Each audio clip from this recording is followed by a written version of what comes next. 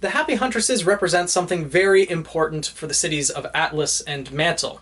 They are advocates for equality, equal treatment of all people, regardless of their disposition or where they come from in life. Rich or poor, human or faunus, they want equal opportunities for everyone, which is something very significant for the cities of Atlas and Mantle, as the divide between them is pretty large.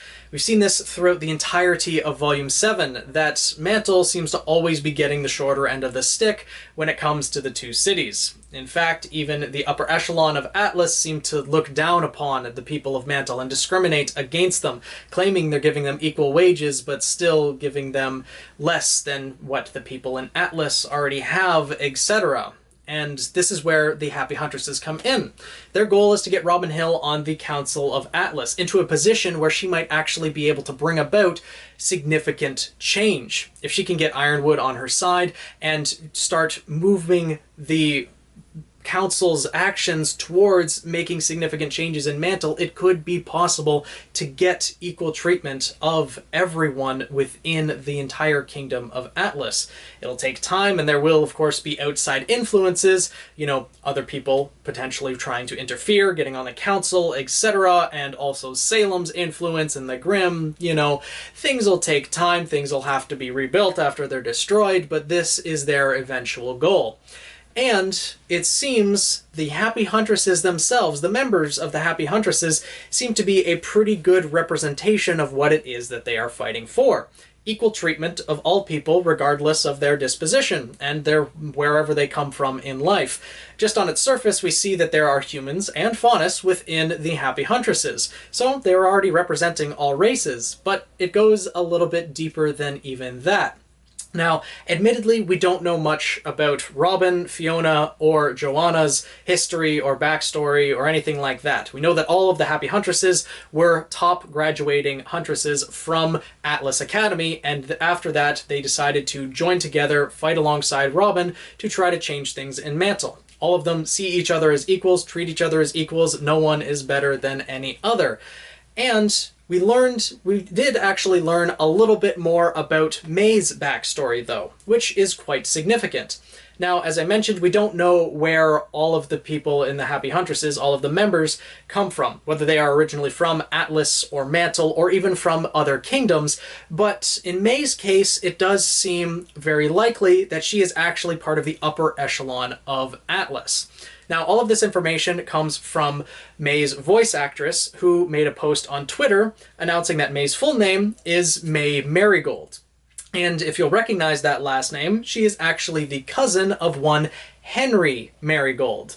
They have the same hair color, same eye color, and if you remember this guy, he was the person at the party back in Volume 4 that was hitting on Weiss, and really had no idea what that party was for, that it was for raising funds for the survivors of Beacon Academy. He was just there to enjoy the festivities, but didn't really care what the party was for. Part of the upper echelon of Atlas that seems ignorant to what is happening in the world. And it seems as though May, being his cousin, would be part of that wealthy family as well. Similar to how Weiss's eyes were opened up throughout the course of the RWBY series to how the people of Atlas seem to act towards others, it seems May was raised in that atmosphere and was aware of it. Upon joining Atlas Academy, she decided to join Robin and fight for equal treatment of all people, not liking the way that the people of Atlas treat others. We see this in the way that she addresses Marrow, even, someone who is high up in Ironwood's council. She's not very nice towards him, but towards the rest of the Happy Huntresses, she seems very kind and very trusting and loyal. So that's definitely an aspect that she does not like Atlas, or is at least not very fond of the people of Atlas, probably because of what she saw with her upbringing. But not only that, there is one other very significant thing that we learned from May's voice actress. May is actually the first on-screen transgender character in the entire RWBY series, which is something amazing, especially the way that they did this. Having transgender representation is something that I feel is very important for the RWBY series. But not only that, the way that they introduced it, I wouldn't have known if that May was transgender if her voice actress didn't announce it. Similarly to everyone else who watches the RWBY series. No one would have any idea if it wasn't announced. And I think that's absolutely brilliant. It's a representation of life as it is in our world. There are people of every different walk of life, whatever their orientation, disposition, whether they're transgender or not, or whatever they may be, they're all around us. People are people. They should be treated as people. Everyone is just who they are, and that's how they should be treated. That's exactly how we see May. We shouldn't look at her any differently for being transgender or whatever. Like, it doesn't matter, and I'm really glad that they did it this way. And it's great to see that there is more representation of the LGBTQ community in the series. And once I found this out, I knew I had to make a video about this, and May in particular. And there's something also really, really significant about this aspect of May's personality. She is transgender, and we can see in our world how transgender people are often discriminated against and are made to felt inferior or out of the norm and things like that.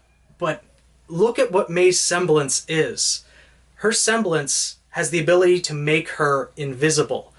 I've had friends who have transitioned from male to female, female to male, and they have expressed to me before that they've felt like they've been inferior and wanted nothing more than to make themselves invisible and just disappear. You see posts of this online in various different places, and it's the representation of that with May's semblance is... the weight of that is so much when you actually realize how she probably developed that semblance. A person's semblance in the series of RWBY is a manifestation of the outcry of one's soul. Look at the way that Ren awakened his semblance. He was panicking. Everything was crumbling around him, and his soul wanted to calm himself down, and so he developed the semblance of tranquility. Nora was struck by lightning. If she didn't develop that semblance, she would have died in that moment to be able to transmit electricity to her muscles and make herself stronger. Like, the way that a semblance is awakened is very significant to what a person is going through in their lives. And May, being transgender, awakening a semblance that can make herself invisible, is something very powerful, and I really have to give kudos to the writers of RWBY for putting it in this way. It's something that we may have never made the connection about if we didn't get this little announcement from May's voice actress, and I thank her for making this announcement. So, with that being said, let me know what you guys think down in the comments below. How do you feel about, May being the first transgender character? Not only that, but also the cousin of Henry Marigold, a member of probably the upper echelon of Atlas. And how do you think her semblance came about? Is it similar to a way that I think it is, that, she felt so small, inferior, and wanted to disappear because of the way that she heard other people talking about people of different dispositions, etc.? Like, let me know what you think in the comments below. And I look forward to seeing what you guys think. Again, be respectful, treat people as people regardless of their dispositions, but let me know what you think in the comments below. I'm really happy that May is the way she is, that she's a character introduced into the RWBY series, that she was introduced in such a way that she is transgender, etc. So, let me know what you guys think down in the comments below. Thank you so much for watching. I hope you guys enjoyed. Make sure to subscribe if you want some more RWBY content, and I'll see you guys in the next video.